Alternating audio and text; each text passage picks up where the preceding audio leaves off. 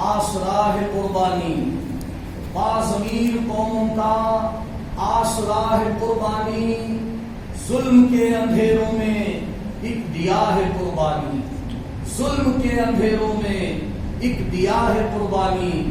اور جب وفا کی راہوں میں وقت کا تقاضا ہو، جب وفا کی راہوں میں وقت کا تقاضا ہو، آگ کے سمندر میں کودنا ہے قربانی، آگ کے سمندر میں کودنا ہے قربانی۔ ایک طرف براہیمی، ایک سمت نمرودی، ایک طرف براہیمی، ایک سمت نمرودی، پھر حجاز کا صحرا مانگتا ہے قربانی، پھر حجاز کا صحرا مانگتا ہے قربانی۔ حضرات، اسلام اور قربانی کا ساتھ جو ہے جسم و روح کا ساتھ ہے۔ اسلام اگر جسم ہے تو قربانی اس کی جان ہے، اسلام اگر سورج ہے تو قربانی اس کی کرن ہے، اسلام اگر پھول ہے تو قربانی اس کی خوشبو ہے۔ اسی لیے اسلام کی ڈیمانڈ بھی یہی ہے کہ اسلام مال و دولت نہیں چاہتا، اسلام تخت و تاج نہیں چاہتا، اسلام تاج و جاہ و حکومت نہیں چاہتا، بلکہ اسلام تو قربانی چاہتا ہے۔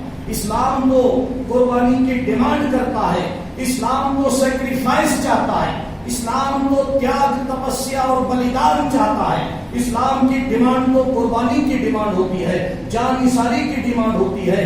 اسلام تو آدم علیہ السلام کی جنت کا ثمر چاہتا ہے، اسلام حضرت موسیٰ علیہ السلام کا جگر چاہتا ہے، اسلام حضرت ابراہیم علیہ السلام کا ہنر چاہتا ہے، اسلام حضرت اسماعیل علیہ السلام کا جگر چاہتا ہے، اسلام تو امام حسین کا کربلا میں سر چاہتا ہے، اور یہ بتاتا ہے کہ سال کے مہینوں کا یوں شمار کرتا ہوں، ابتدا شہادت ہے انتہا ہے قربانی، ابتدا شہادت ہے انتہا ہے قربانی۔ یہ قربانی کا جذبہ تھا جو حضرت سیدنا ابراہیم علیہ السلام سے ڈیمانڈ کیا گیا تھا، قربانی کا وہ جذبہ تھا جو حضرت ابراہیم علیہ السلام سے پوچھا گیا تھا۔ جب دونوں باپ بیٹوں سے قربانی کا مطالبہ کیا گیا، اور حضرت ابراہیم علیہ السلام وہ پیغمبر ہیں، وہ نبی ہیں کہ جنہوں نے قدم قدم پر اللہ کی بارگاہ میں قربانیاں دی ہیں، آپ نے اپنی جان کی قربانی پیش کی، اپنی مال کی قربانی پیش کی، اپنی بیوی اور بچوں کی قربانی پیش کی، یعنی کہ اپنا سب کچھ اللہ کے راستے میں قربان کر دیا، اور یہ بتا دیا کہ جب اللہ تعالیٰ کی طرف سے حکم ہوتا ہے، جب کوئی نمرود سطح پر قابض ہوتا ہے، جب فرعونیت کی حکومت ہوتی ہے، جب چاروں طرف ظلم کی آگ بھڑکا دی جاتی ہے، تو سمجھ لینا کہ امتحان کا وقت آ چکا ہے، قربانی کا وقت آ چکا ہے، اللہ کی بارگاہ میں سر و سجود ہونے کا وقت آ چکا ہے، اللہ کی بارگاہ میں اپنے آپ کو سرنڈر کر دینے کا وقت آ چکا ہے، اپنے آپ کو جھکا دینے کا وقت آ چکا ہے۔ حضرت سیدنا ابراہیم علیہ السلام اور حضرت اسماعیل علیہ السلام کی وہ عظیم الشان قربانی جو عالم اسلام کو قیامت تک اللہ تعالیٰ کی نشانی بتاتی رہے گی اور قیامت تک ہدایت دکھاتی رہے گی۔ اللہ تعالیٰ قرآن میں فرماتا ہے ان الصفا والمروہ من شعائر اللہ، بے شک اللہ نے صفا اور مروہ کو اللہ تعالیٰ کی نشانیاں قرار دے دیا ہے۔ پھر فرمایا واتخذوا من مقام ابراہیم مصلی، ابراہیم علیہ السلام کی جگہ کو مصلی بنا لیا جائے۔ اللہ اکبر، ابراہیم علیہ السلام کی اس قربانی کو حج کے طور پر ساری دنیا میں اللہ تعالیٰ نے زندہ و جاوید کر دیا تھا۔ اللہ تعالیٰ نے آگ کو حکم فرمایا یا نار کونی برداً والسلام علی ابراہیم، اے آگ خبردار ٹھنڈی ہو جانا، سلامتی والی بن جانا، ابراہیم پر سرد ہو جانا۔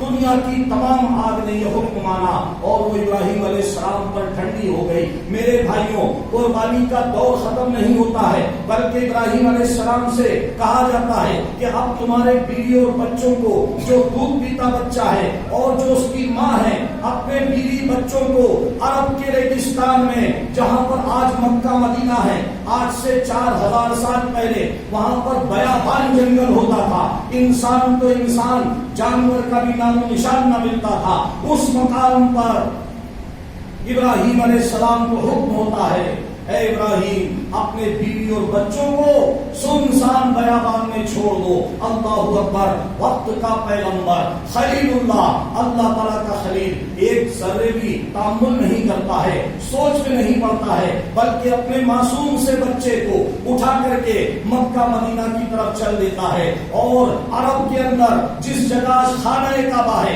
जहां पर ज़मज़म का कुआं है, वहां पर सफा मरवा की दो पहाड़ी के बीच में अपने बीवी और बच्चों को छोड़ करके चला जाता है। बीवी पुकार रही है, बच्चा रो रहा है, लेकिन पैगंबर पलट कर नहीं देख रहे हैं। बीवी कह रही है, इस बेआबो गया वादी में, इस सुनसान वीराने में आप किसके भरोसे हमें छोड़ कर जा रहे हैं। अल्लाहु अकबर। बीवी समझ जाती है कि नबी कोई काम अपनी मर्जी से नहीं करता, नबी तो होता ही वो है जिसकी जुबान से खुदा बोलता है। नबी तो होता ही वो है जिसकी जुबान से खुदा बोलता है। नबी का इरादा खुदा का इरादा होता है, नबी का फरमान खुदा का फरमान होता है, नबी का अदब खुदा का अदब होता है, नबी की दोस्ती खुदा की दोस्ती होती है, और नबी की दुश्मनी खुदा की दुश्मनी होती है। नबी का जो दुश्मन है वो खुदा का दुश्मन होता है। ऐ मेरे सरताज, मेरे शोहरे मोहतरम, क्या आपको अल्लाह ताला का हुक्म है? आप पलट जाते हैं, अल्लाह का नाम सुनकर पलटते हैं। हाँ हाजरा, मुझे अल्लाह ताला का हुक्म है कि मैं तुम दोनों को यहीं पर छोड़ दूं और मैं तुमको छोड़कर अल्लाह ताला के भरोसे चला जाऊं। चुनांचे बीवी भी कहती है, वो साबिर और शाकिर बीवी थी कि मेरे शोहरे मोहतरम, अगर अल्लाह ताला का यही हुक्म है तो आप बेशक छोड़कर जा सकते हैं, क्योंकि अल्लाह ही हमारी निगहबानी फरमाता है। उस मकाम पर जहां इस्माइल को प्यास लगती है, आप देखिए कि अल्लाह ताला ने एक माँ की ममता को तड़पा दिया।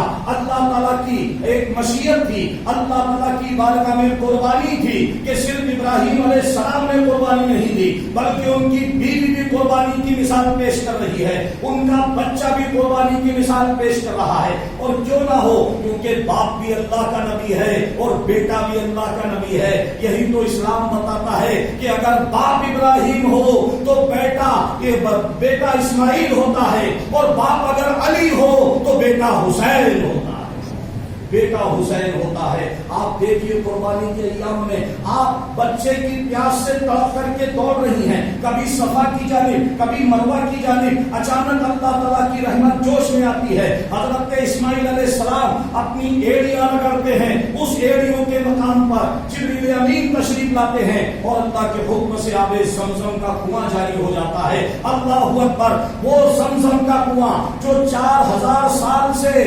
रेगिस्तान में पानी दे रहा है, आज इब्राहिम और इस्माइल का सबसे बड़ा मौजज़ा अगर कोई है तो वो ज़मज़म का कुआं है। अल्लाहु अकबर। अभी गर्मी का मौसम है, जहां पर वाटर लेवल हाई होता है, गंगा जमुना के किनारे पर ट्यूबवेल सूख जाते हैं, पानी खत्म हो जाता है, वाटर लेवल गिर जाता है, लेकिन अल्लाहु अकबर, तब तेरे रेगिस्तान में 4000 साल से एक चश्मा ऐसा जारी है कि आज तक वो खुश्क नहीं हुआ, बल्कि क़यामत तक वो बहता रहेगा। ये इब्राहिम अलैहिस्सलाम का मौजज़ा है। जब इब्राहिम अलैहिस्सलाम अपने नन्हे से बच्चे को अरब के सुनसान बयाबान रेगिस्तान में छोड़कर जाते हैं, ज़मज़म बहने लगता है, तो हम उनकी माँ हजरत हाजरा कहती है पानी को पुकार कर, अलमाओ ज़मज़म, अलमाओ ज़मज़म। ये इब्रानी या सुरियानी जुबान का लफ्ज़ है।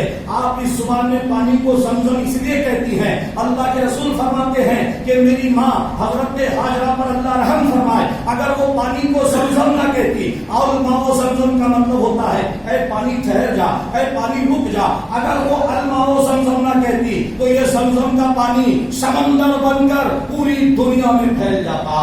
अल्लाहु अकबर। लेकिन हजरत हाजरा रज़ी अल्लाहु तआला ने उसको अरब के अंदर जगा दिया, अरब के अंदर जमा दिया, और आज तक वो पानी सैलाब करता चला रहा है। वो भूख भी मिटाता है और प्यास भी बुझाता है। अल्लाहु अकबर। यहीं पर कुर्बानियां खत्म नहीं होती। जब बच्चा बड़ा होता है, जब वो 10-12 साल की उम्र को पहुंचता है, अल्लाह ताला ख्वाब में बशारत होती है, ऐ इब्राहिम उठो और हमारी बारगाह में कुर्बानी पेश करो, ऐ इब्राहिम उठो और हमारी बारगाह में कुर्बानी पेश करो। हजरत इब्राहिम अलैहिस्सलाम जाते हैं 100 दुम्बा लेकर, एक पहाड़ के ऊपर जाते हैं और 100 दुम्बे, एक या दो बकरा नहीं, एक या दो दुम्बा नहीं, बल्कि 100 दुम्बे कुर्बान कर देते हैं। आसमान से आग आती है और जानवरों को उठाकर ले जाती है, कुर्बानी कबूल हो जाती है। दूसरे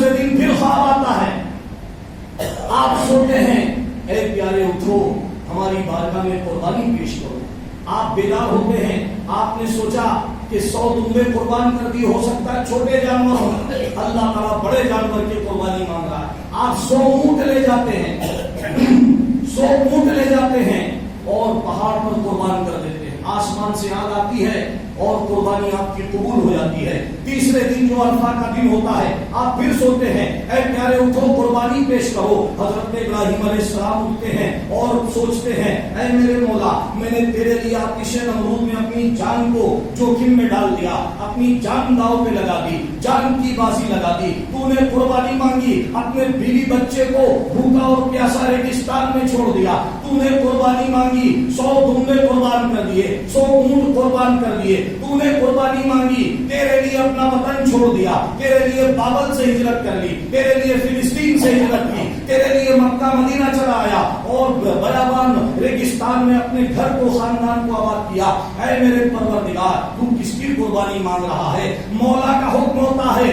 کہ تمہارے جان کی تو قربانی تم پیش کر چکے, اب جو چیز تمہیں جان سے زیادہ عزیز ہے اس کی قربانی پیش کرو. ہم تمہارے بیٹے اسماعیل کی قربانی مانگتے ہیں. اے پیارے اٹھو اور اپنے بیٹے کی, اپنے لختے جگر کی قربانی پیش کرو. اللہ اکبر. اب آپ دیکھیے کون سا باپ ہے جو اپنے بچے سے محبت نہ کرتا ہوگا, لیکن دنیا کے سارے بیٹے اس بیٹے پر قربان جو باپ بھی اللہ کا نبی تھا اور بیٹا بھی اللہ کا نبی تھا. بیٹے کو لے کر کے جب آپ کو بشا, آپ کو اللہ تعالیٰ کا حکم ہوتا ہے اور کہتا ہے کہ پر پیارے اٹھو قربانی پیش کرو. اب وہ بیٹا تھا میرے بھائی, 80 سال کی عمر میں ایک باپ کو بیٹا پیدا ہوتا ہے. آج بھی قرآن میں دعا موجود ہے, اللہم رب ہب لی من الصالحین, اے اللہ مجھے نیک بیٹا عطا فرما.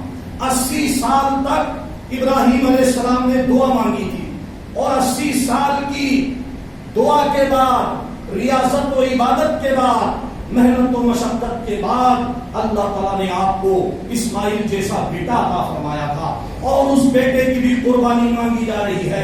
لیکن پیغمبر کی عظمت پر قربان, ابراہیم کے ارادے پر قربان. علامہ اقبال فرماتے ہیں کہ مجنوں نے شہر چھوڑا, تو صحرا بھی چھوڑ دے, نظارے کی حوث ہے تو لیلا بھی چھوڑ دے, وائز کمال ترک سے ملتی ہے یا مراد, دنیا جو چھوڑ دی ہے تو تباہ بھی چھوڑ دے. اور سوداگری نہیں, یہ عبادت خدا کی ہے.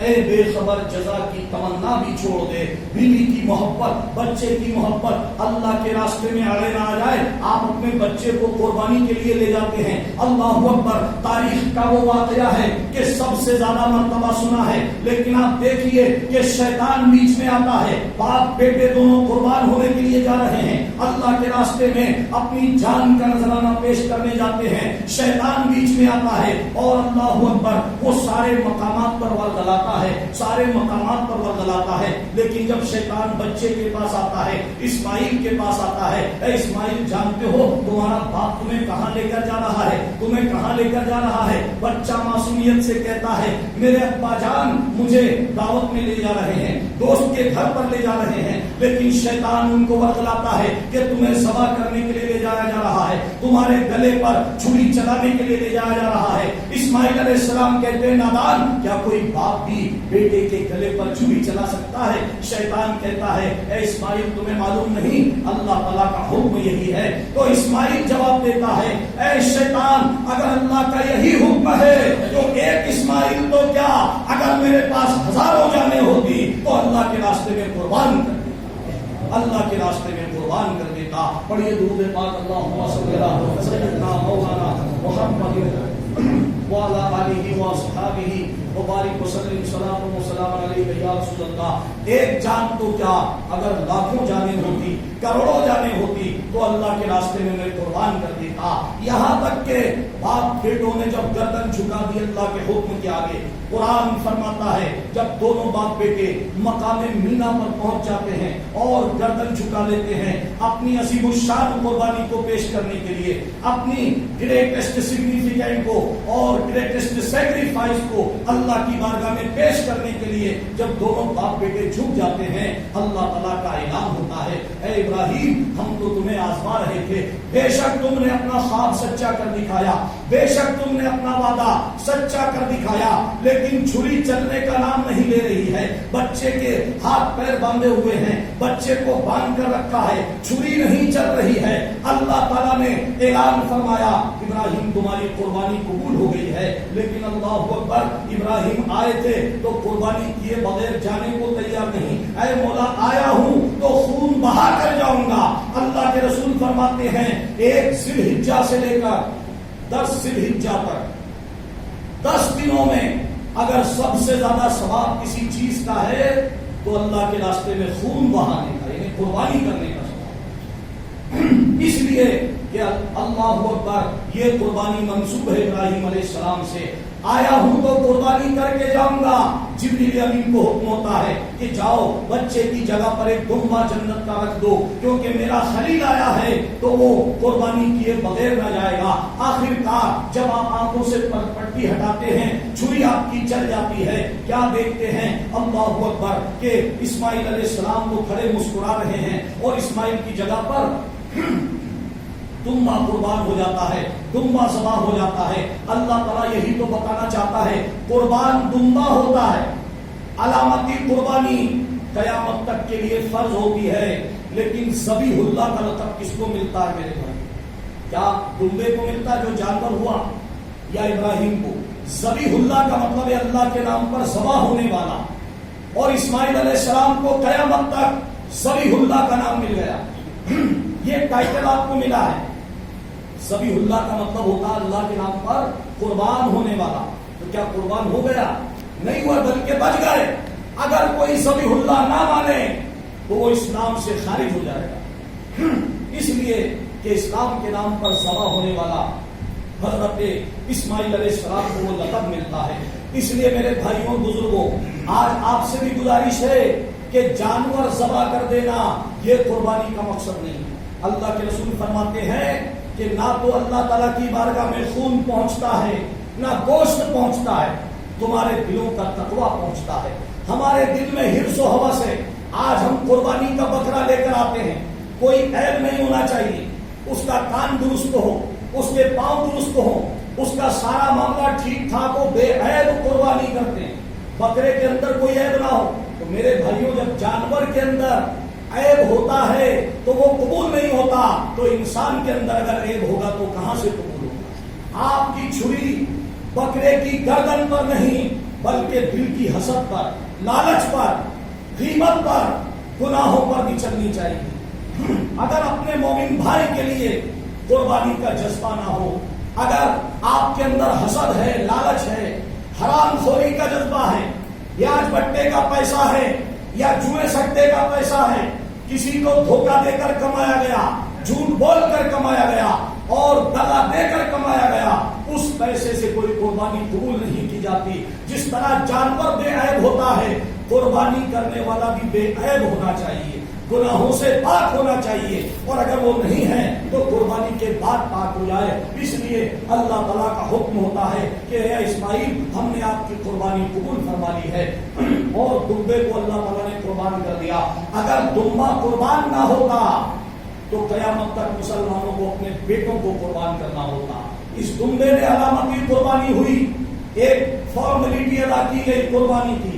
اصل قربانی یہ سمجھانا تھا کہ جب وقت آئے تو اپنی جان ہو، اپنا تن من دھن ہو، اپنے بیوی بچے ہو، اپنا وطن ہو، اللہ کے لیے، سچائی کے لیے، انصاف کے لیے، توحید کے لیے، اللہ تعالیٰ کی عظمت اور نبی کی رسالت کے لیے موقع آ جائے تو اپنا سب کچھ قربان کر دینا چاہیے۔ اس لیے میرے بھائیوں، آج جانور کی قربانی ہم دے رہے ہیں، بے شک قربانی کرنا واجب ہے۔